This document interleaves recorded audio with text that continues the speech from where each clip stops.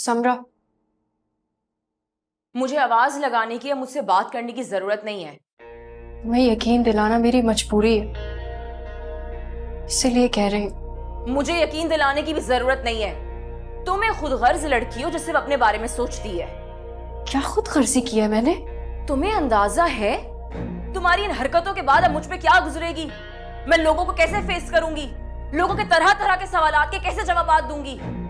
अरे रिश्ता आना तो बहुत दूर की बात है, मेरे बारे में अब कोई सोचेगा भी नहीं, इस घर में आने का कोई सोचेगा भी नहीं। और जो रही सही कसर थी वो तुमने खुदकुशी करने वाली हरकत के बाद पूरी कर दी। मैंने ऐसा कुछ नहीं किया जिसकी वजह से लोग। चुप कर जाओ, बिल्कुल चुप। गलती असफर की नहीं थी, गलती तुम्हारी थी। अरे असफर बेचारा तो मासूम था, अच्छे भले इंसान को जलील कर दिया, उसकी इज्जत दो कौड़ी की कर दी। तुमने कदर नहीं की उसकी। जब तक तुम इस घर में बैठ के एड़ियां नहीं घिसोगी ना, तुम्हें उसकी कदर का एहसास नहीं होगा।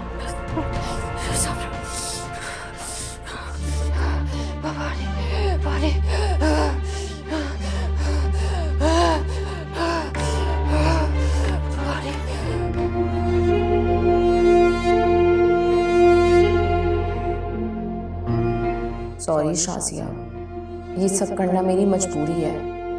नहीं करूंगी तो बड़ी गड़बड़ हो जाएगी, और मैं अब मामूली सी गड़बड़ भी बर्दाश्त नहीं कर सकती। या अल्लाह तेरा शुक्र है, सारे मामलात बखूबी संभल गए।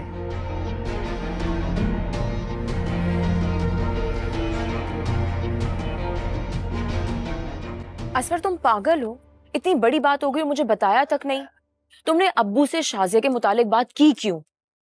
एक तो जहां मुझे लगता है कि सब कुछ ठीक होने वाला है, वहां कोई ना कोई गड़बड़ हो जाती है। जानबूझकर नहीं किया मैंने, गलती हो गई। असफर मैं कितना कुछ कर रही हूँ, और एक तुम हो बेवकूफ।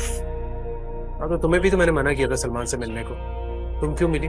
मैं सलमान से इश्क लड़ाने नहीं गई थी, मुंह बंद करने की कीमत दे के आई हूँ। हाँ तो क्या ये तुम्हारी बेवकूफी से नहीं हुआ? एक तो गलती तुमने की है और ऊपर से मुझे सुना रहे हो। अच्छा ठीक है ना, जो होना था सो हो गया, लकीर पीटने से क्या होगा? हमें मोहतात रहना होगा। हमारे अब्बू को भी शक हो गया और तुम अपने बाप को बहुत अच्छे तरीके से जानते हो। मैं अब्बू को कह दूंगी कि मैंने गलती से बता दिया। अभी तुम कुछ नहीं करोगे, फिलहाल खामोश रहो। क्योंकि ऐसा करो समरा कि तुम ना मेरे घर आ जाओ। असफर तुम सच में पागल हो चुके हो। पागल नहीं हुआ, बल्कि मैं कुछ करता हूँ, बताता हूँ।